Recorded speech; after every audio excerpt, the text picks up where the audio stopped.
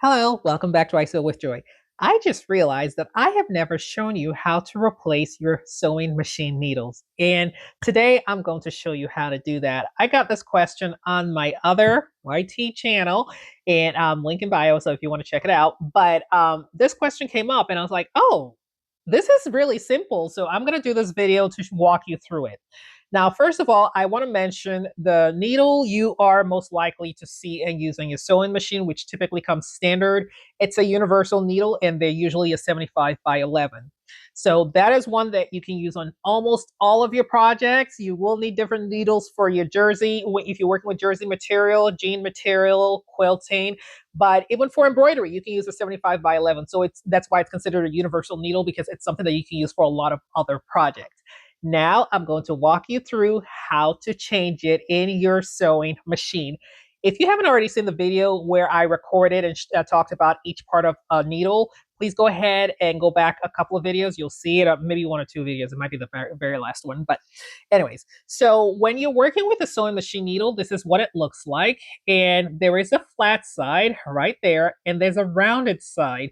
The flat side always has to go against the back of your sewing machine. So let me show you what that looks like on my sewing machine. Okay, so this is my sewing machine. I have gone ahead and taken out the needle that was in there. So this is the flat side, like I said, and this is the rounded side. This isn't a 75 by 11. It actually says it on there. But anyways, so for this, you want to make sure, let me go ahead and take this thread out of the way so you can actually see what I'm doing here.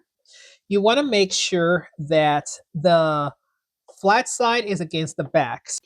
Okay, so right here where it says 6, you're going to take your needle, again, flat side on the other side and rounded side facing you. You take that.